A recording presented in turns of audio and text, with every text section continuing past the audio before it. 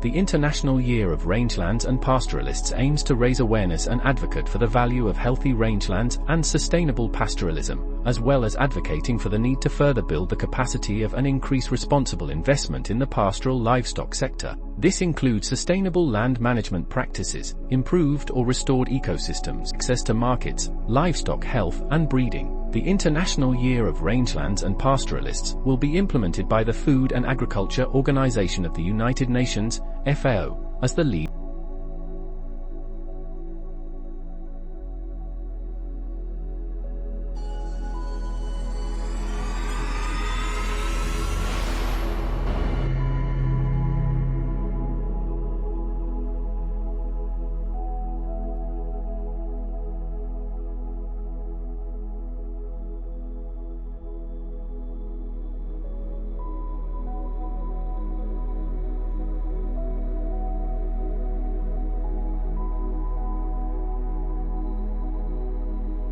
Welcome to Suya e-learning for food security, climate change, school feeding program, nutrition education for all. When you have bad governance and poor accountability from your local government leaders, then you are doomed to live under control of cartels and fools. We hope you subscribe to our channel YouTube at Suya Mombasa and share this links with your friends or family.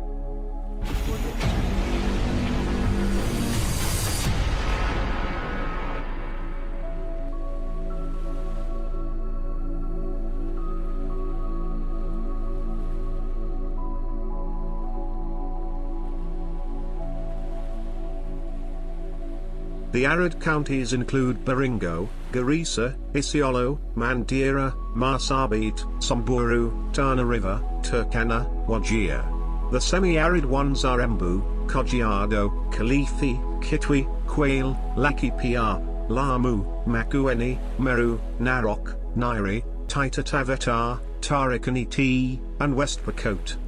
The National Drought Early Warning System also indicates that outbreak of Rift Valley fever, abnormal abortion among goats and other notifiable livestock diseases in Marsabit, Wajir, Marsabit, Samburu, Kajiado, Narok and Mandera counties continue to affect livestock production. Access to water resources improved slightly in terms of trekking distances to an average of 6 kms for both livestock and domestic sources. Livestock prices across all species remained stable while cereal prices improved marginally, stabilizing the purchasing power of households. Malnutrition rates in Garissa, Samburu, Turkana, Tana River, Kwale, Makueni, Tarakaniti and West Pokot counties require close monitoring.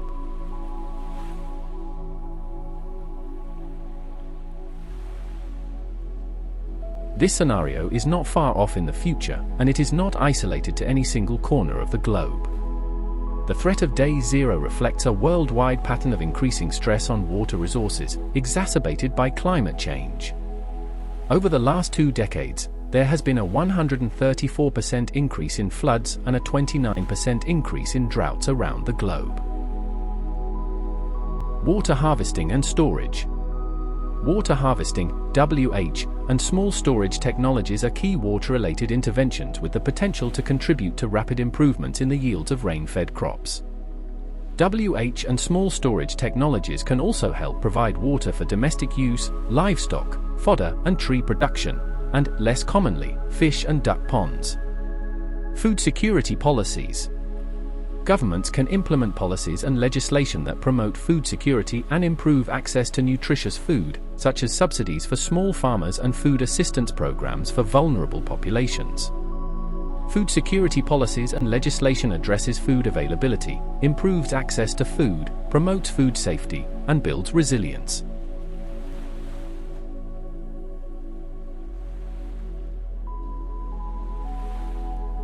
The International Year of Rangelands and Pastoralists aims to raise awareness and advocate for the value of healthy rangelands and sustainable pastoralism, as well as advocating for the need to further build the capacity of and increase responsible investment in the pastoral livestock sector. This includes sustainable land management practices, improved or restored ecosystems, access to markets, livestock health and breeding. The International Year of Rangelands and Pastoralists will be implemented by the Food and Agriculture Organization of the United Nations, FAO, as the lead.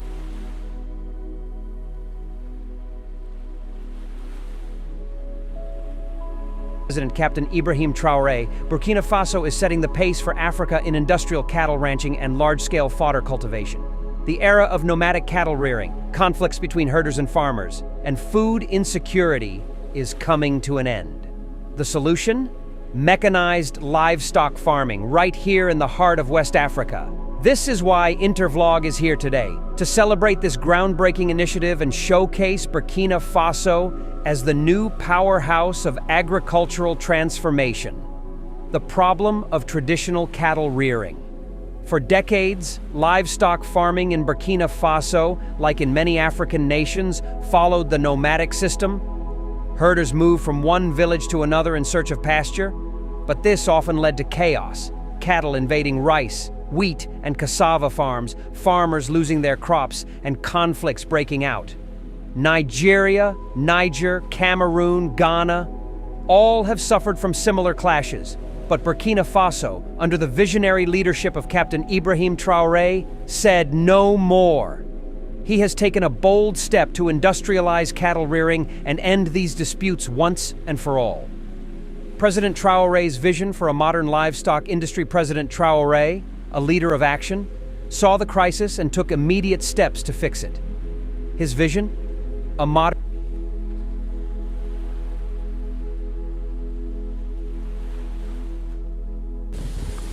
At the farm gate, 3 million head of cattle at 50,000 shillings is approximately 150 billion Kenya shillings. Without talking about a value chain, if we do value chain estimates, one cow can approximately give you 200,000 Kenya shillings. 200,000 Kenya shillings multiplied by 3 million is 600 billion Kenya shillings.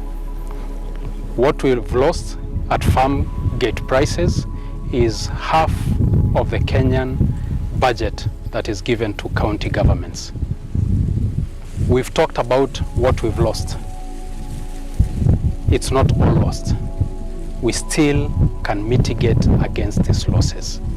We can save these animals. If exported, the 600 billion can even go to 1 trillion. That is enough money to pay for our debts that the country is currently facing. I've not talked about the employment that this sector has potential to sort out the unemployment issue for our youth. I urge from the national government to county governments, let's relook at the livestock sector, let's invest, and most importantly, let's be practical. Let us stop these boardroom meetings. Let us stop these stories that we are having in hotels. Let us go and do these things practically. What I've done here is small. It is fodder on 25 acres. We can talk of 1 million acres. If we do fodder as a government, county governments, national governments, 1 million acres. 1 acre of this fodder is able to feed 20 cows, 1 acre. If we do 1 million acres across the 15 counties, pastoral counties, we will be able to feed 20 million heads of cattle. We do not even have 20 million heads of cattle.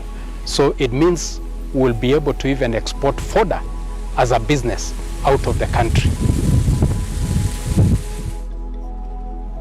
From the fodder banks that you've seen, one fodder bank is able to store up to 150,000 kilos of feed. If you are feeding your animals to fatten, you would be doing about 10 kilos of fodder. If you're feeding them to sustain them, not to die, you'll feed about 4 to 6 kilos.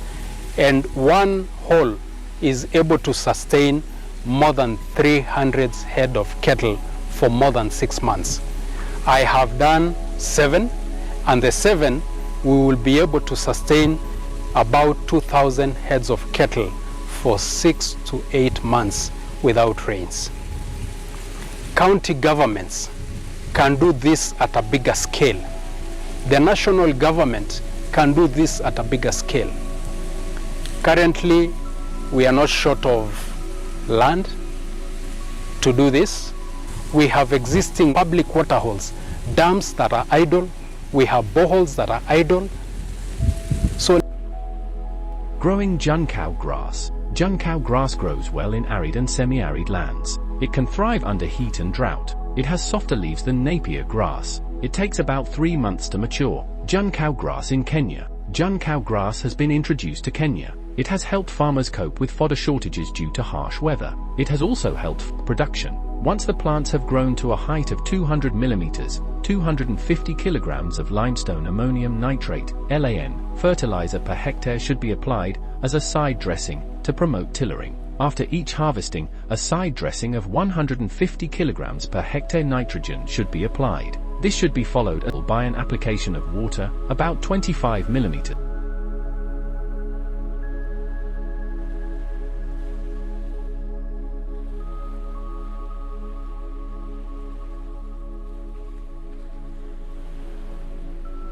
Juncow grass is a perennial fodder that can be used as feed for poultry, as well as cattle, pigs, goats, and fish. It's a good source of fiber and protein. Benefits of juncow grass. High yield, can produce up to 180 tons per acre per year. Multiple harvests, can be harvested more than 5 times a year. Climate resilient in all types of weather and soils. Cost reduction, can reduce costs by up to 40%. Sustainable, can help fight poverty, hunger, and malnutrition. Carbon dioxide absorption. Juncow leaves absorb carbon dioxide emissions. Soil erosion prevention. Juncow leaves can help prevent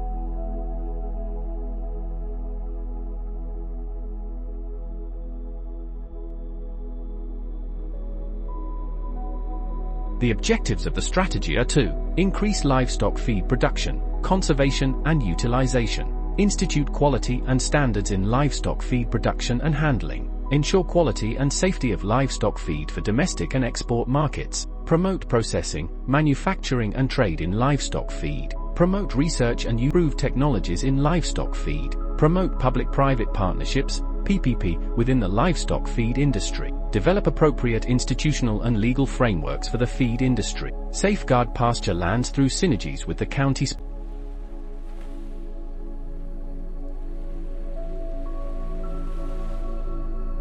Poor feed conservation practices, lack of knowledge on appropriate feed and feeding practices, and inadequate data on estimates of the proportion and number of animals kept within specific production systems constrain the efficient use of available feed resources and also contribute to the inefficiency and non-competitiveness of the feed industry. The rapid population growth, urbanization comes have increased demand for livestock products and will continue to do so.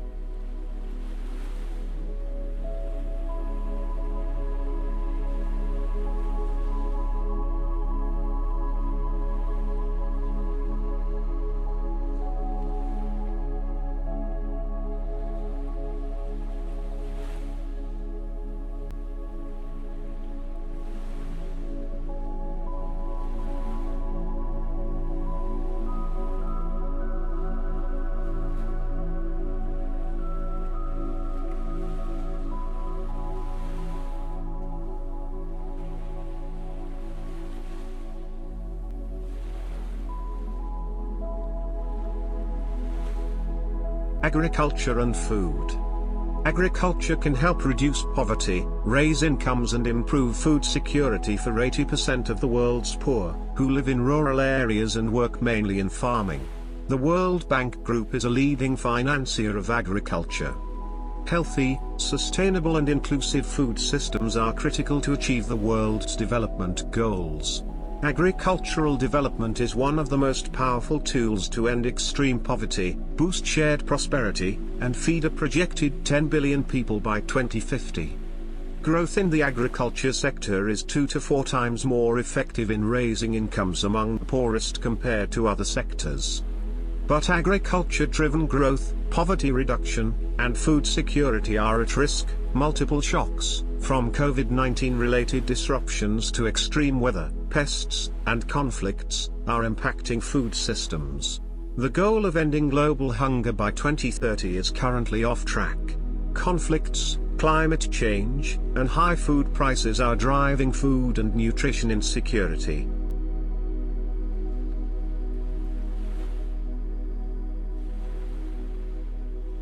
Identify and map all degraded soils and support their reclamation program.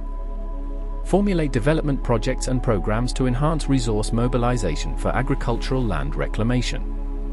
Promote appropriate soil management technologies that will lead to enhanced land reclamation that will lead to agricultural productivity. Link watershed management to restoration of the health and fertility of the soils to respond to climate change and the effects of frequent sporadic floods and droughts. Promote education and public awareness through participatory approaches to inculcate land rehabilitation initiatives and reduction of land degradation. Implement programs for reclamation and restoration of degraded soils for capacity building targeting farmers and other fertilizer value chain players. The agricultural soil management under devolution. In the advent of the Constitution of Kenya 2010, agricultural soil management issues relating to practices become largely county functions. Following repeal of Agricultural Act Cap. 318, the only instrument that applied to agricultural soil management is the Crops Act of 2013. The acts provided for development soil management guidelines. Agricultural soil management in the devolved system is being handled through the Agricultural Extension System. An estimated more than $4 billion in soil nutrients is lost each year. However, many African farmers still do not have access to fertilizers or cannot afford the inputs required to bring life back into their soils and halt the downward spiral of environmental deterioration. Empty soils, empty stomachs, empty livelihoods.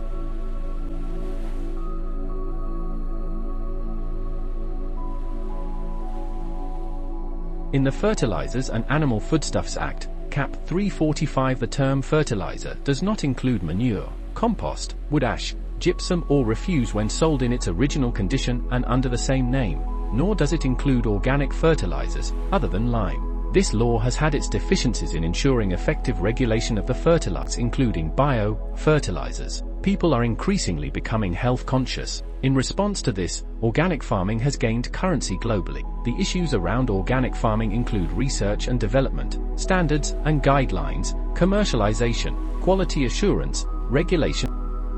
Most of the small-scale farmers use organic fertilizers such as farmyard manure and compost and recycle crop residues as a means of sustaining and improving the fertility level of soils. Organic fertilizers provide organic matter which not only provides nutrients to the soil but also improves the physical, chemical and biological status of the soil. The limited amounts of organic sources of plant residues and their very low nutrients content work against reliance on them as major sources of nutrient supply. Moreover, the beneficial policies and acts that reinforce the efficient use of organic resources, such as the prohibition of the burning of crop residues, have been weakly implemented due to lack or weak institutional arrangements.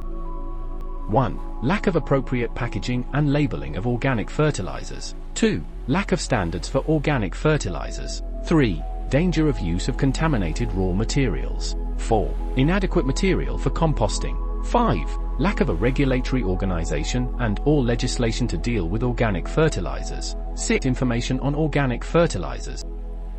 A new report has revealed that only 20% of Kenya's soil is suitable for food production, indicating worrying times ahead for Kenya's food basket. According to the Soil Atlas Health Report 2025, Kenya's soil has undergone massive degradation, with the country losing 26 tons of soil per hectare annually through water-induced erosion, with some areas exceeding 90 tons. Soil is a vital resource that impacts food and nutritional security. Research shows that soils are also indispensable in the fight against climate change because they store more carbon than vegetation and the atmosphere combined. Carbon is absorbed from the atmosphere by plants and then stored in soils through the plant's roots. As per the report, this is in East Africa, where over 40% of soils are degraded, threatening the region's agricultural foundation and resilience. A combination of human activities and natural processes drive this crisis. Overgrazing, unsustainable farming practices, deforestation, and increasingly erratic weather patterns contribute to the depletion of soil quality. Overgrazing, especially in dry areas, exacerbates the problem by removing vegetation soil. Without this cover, the soil becomes vulnerable to erosion and compaction, reducing its ability to absorb water and sustain plant life. Further compounding the problem of soil degradation in Kenya is salinization, the buildup of salts in the soil. This is particularly so in arid and semi-arid regions where poor irrigation practices, such as the USA, contribute to this issue. When the water evaporates, it leaves behind salts that gradually accumulate to harmful levels. High evaporation rates and waterlogging also intensify the Approximately 40% of irrigated land in Kenya is affected by salinity, making it difficult to meet agricultural demands, the report noted. Further, the report noted nutrient depletion as another challenge to soil health in Kenya and the region, with over 85% of soils being nutrient deficient. Continuous farming without replenishment, soil acidity and poor management practices has worsened the problem. Worryingly, the report revealed that degraded soils were estimated to reduce agricultural output by 30%, leading to dependency on imports. This comes after another report released by the National Disaster Management Authority, NDMA, revealed an estimated 2.8 million people are acute food insecurity between April and June 2026, considering the looming below normal long rain.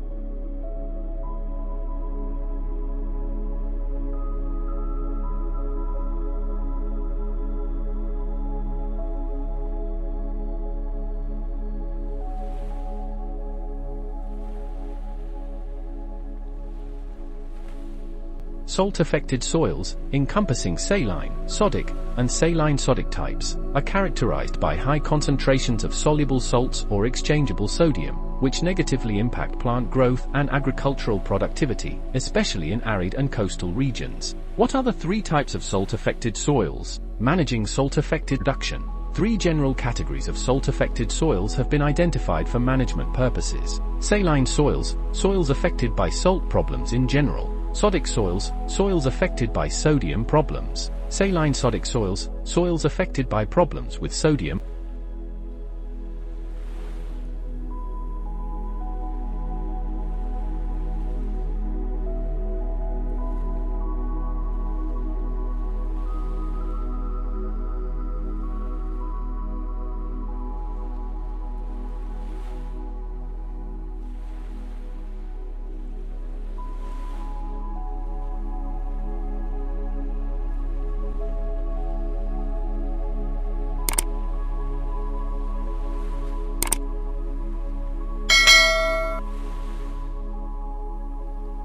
There will come a time when only those that know how to plant will be eating.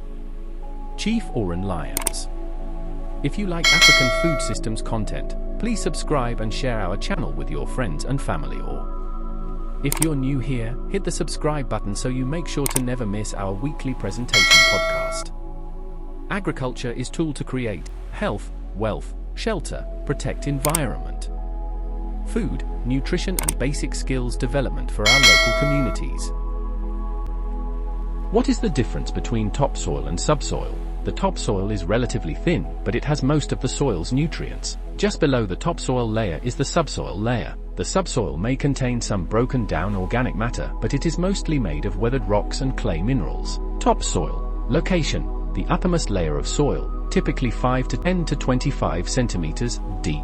Composition. Rich in organic matter, humus, decaying plant and animal material, microorganisms, and mineral particles, sand, silt, and clay. Color, darker in color due to the high organic matter content. Fertility, highly fertile, providing essential nutrients for plant. Looser and more porous, allowing for good aeration and drainage. Function, supports plant growth, providing nutrients and a medium for root development. Subsoil. Location, the layer beneath the topsoil, extending to a greater depth. Composition, contains less organic matter and more minerals, clay, and sand. Color, paired to topsoil. Fertility, less fertile than topsoil, with fewer available nutrients. Texture, more compact and dense, with less pore space. Function, provides structural support for the soil profile, facilitates drainage, and can accumulate minerals.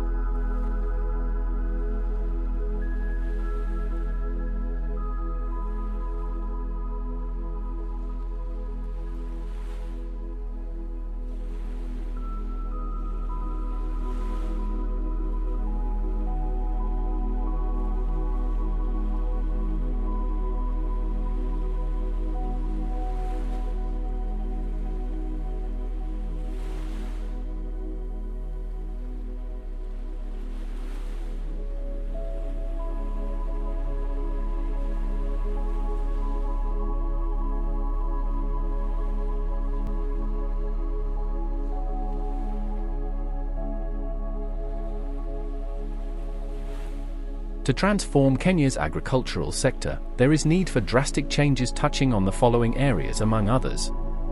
Encouraging product diversification to stabilize and increase income, earning opportunities. Encouraging participatory approaches to development through the empowerment of local communities to initiate and implement their priority projects. Training farmers to manage their activities in a business-oriented manner, increasing financial gains.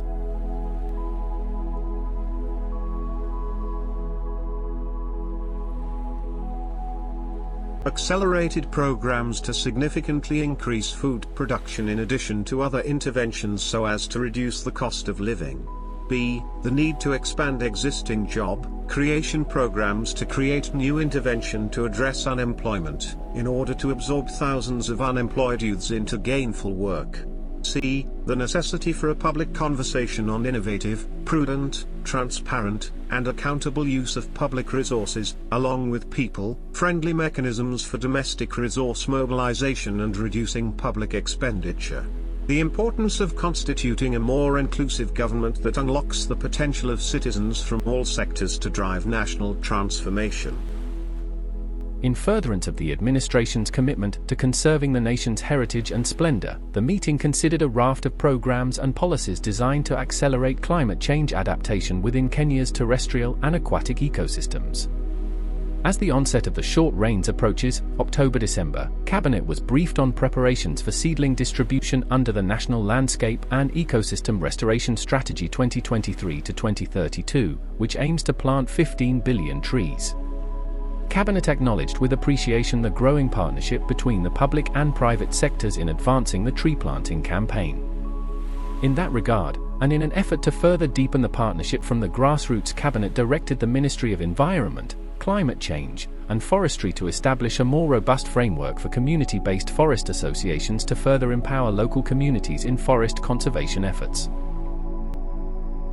In furtherance of the administration's commitment to conserving the nation's heritage and splendor, the meeting considered a raft of programs and policies designed to accelerate climate change adaptation within Kenya's terrestrial and aquatic ecosystems. As the onset of the short rains approaches, October-December, Cabinet was briefed on preparations for seedling distribution under the National Landscape and Ecosystem Restoration Strategy 2023 to 2032, which aims to plant 15 billion trees. Cabinet acknowledged with appreciation the growing partnership between the public and private sectors in advancing the tree planting campaign. In that regard, and in an effort to further deepen the partnership from the grassroots, Cabinet directed the Ministry of Environment, Climate Change, and Forestry to establish a more robust framework for community-based forest associations to further empower local communities in forest conservation efforts.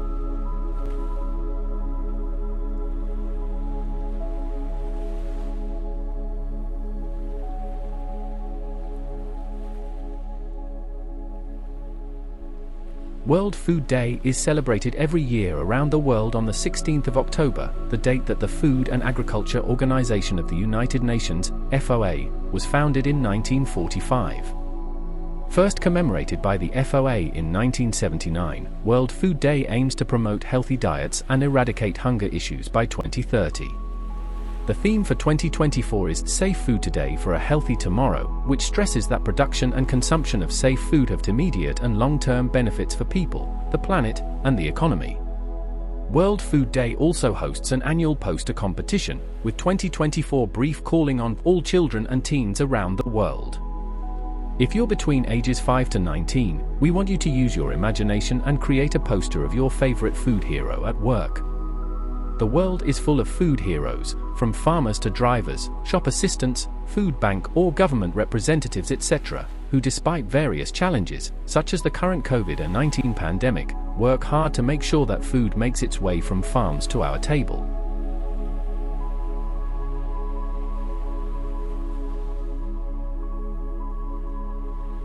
Empty soils, empty stomachs, empty livelihoods. The most meaningful indicator for the health of the land, and the long-term wealth of a nation, is whether soil is being formed or destroyed. When soil is being destroyed, so too is the economic and ecological foundation on which production and conservation are based. Soil health determines plant health, animal health, human health, ecosystem health, and even the health of the economy. How is water managed in Kenya? The Ministry of Water and Irrigation, MWI, is the key institution responsible for the water sector in Kenya.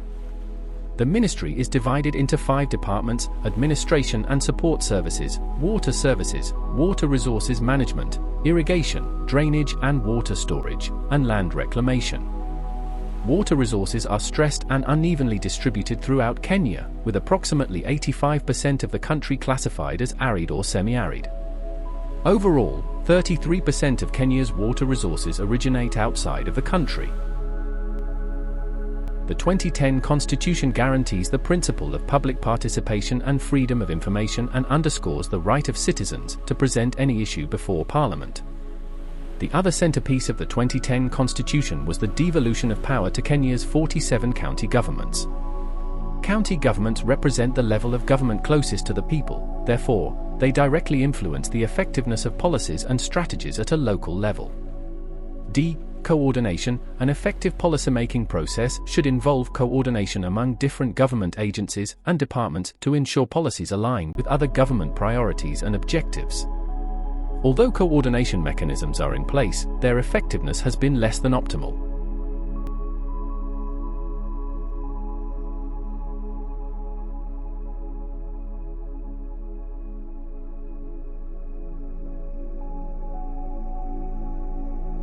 Kajiado has suffered tremendously from massive social and economic losses. Between October 2020 and March 2023, livestock mortality hit a high of 424,663 head of livestock and over 480,000 human beings too faced acute food shortage. As a result, the county government's destocking program in addition to panic sales by the livestock farmers. Due to the prolonged drought, the traditional pastoral production system became unsustainable. Hence, the county governor H.E. Joseph Ole Lenku initiated the Kajiado County Transformation Agenda, KCTA, where one of the key pillars is modular status of the animal feed industry in Kenya. Livestock feed and feeding systems in the country are constrained by a host of factors, including recurrent droughts, grassland degradation, overgrazing, land tenure and land use changes, resource use conflicts, encroachment of invasive plant species, soil infertility and inadequate inputs,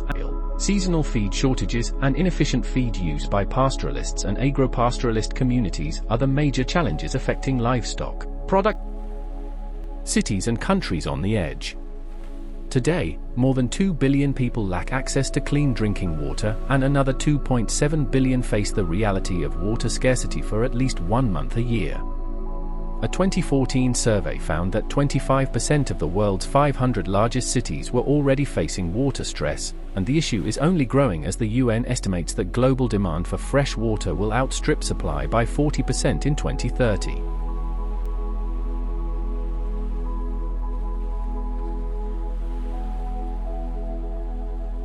Status of public-private partnerships. Production in the 20,000 acres model farm. Celu Limited submitted a privately initiated proposal, PIP, to undertake production, and after it was approved to move to the project development phase, according to the PPP Act 2021, they embarked on trials on the already developed 10,000 acres. Their proposal was successfully evaluated and negotiations concluded. The project agreement drafting is currently ongoing. Once the agreement is finalized, it will be initialized, presented to the PPP Committee for approval, then Attorney General before it is signed and rolled out.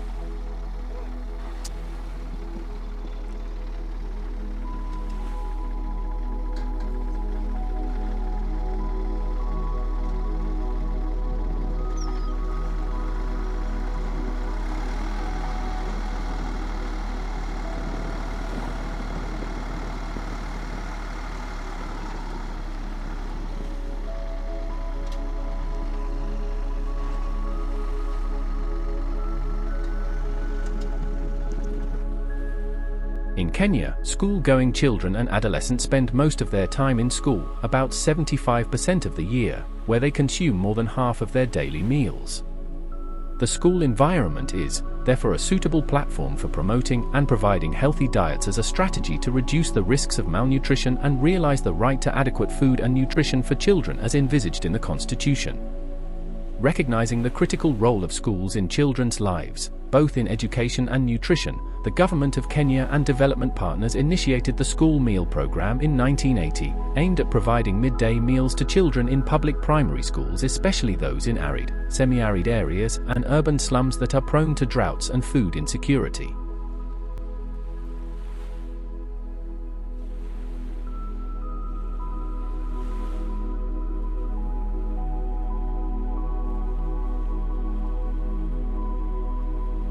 Kajiado has suffered tremendously from massive social and economic losses. Between October 2020 and March 2023, livestock mortality hit a high of 424,663 head of livestock and over 480,000 human beings too faced acute food shortage. As a result, the county government's destocking program in addition to panic sales by the livestock farmers. Due to the prolonged drought, the traditional pastoral production system became unsustainable. Hence, the county governor H.E. Joseph Ole Lenku initiated the Kajiado County Transformation Agenda, KCTA, where one of the key pillars is modular.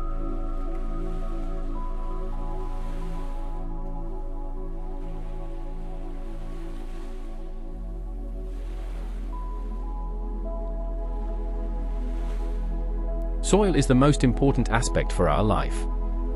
The economy-based sectors include soil in Kenya. Kenya is a land of vast dimensions with different conditions of geology, relief, climate, and vegetation.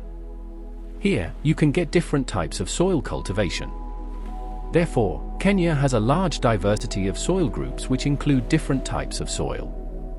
All the soils are markedly different from each other. Various criteria have been applied to classify Kenyan soils like geology, relief, fertility, chemical composition, and physical composition, and so on. Soil formation is so good in a particular climate that each climate type has its own soil.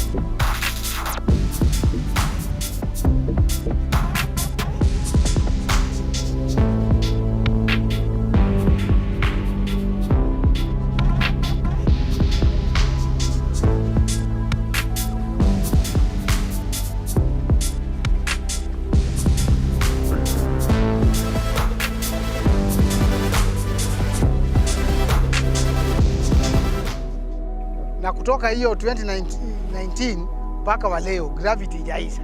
Tumerudi huko 2022, gravity iko vile vile, hakuna chochote inaendelea pale. Wanaleta contractor leo, anakaa mwezi 6, pesa zimeisha, anatoka anaenda, mwingine analetwa, na hakuna improvement yoyote inaendelea pale. Sasa tunashindwa ni nini kinaendelea katika hiyo gravity. Kama serikali inaweza kufanya bidii, ni kwa sababu ya kuweza kutengeneza huo mradi wa gravity. Tafadhali tunaomba serikali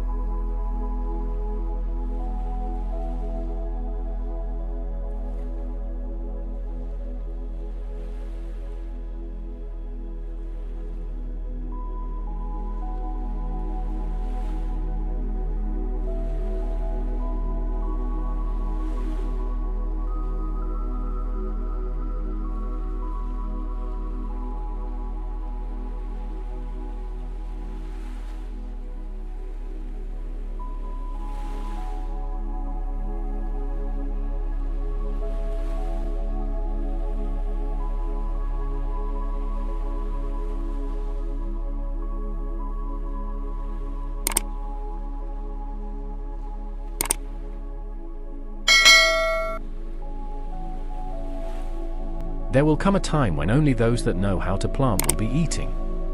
Chief Rangelands. If you like African food systems content, please subscribe and share our channel with your friends and family. Or if you're new here, hit the subscribe button so you make sure to never miss our weekly presentation podcast. Agriculture is tool to create health, wealth, shelter, protect environment, food, nutrition and basic skills development for our local communities.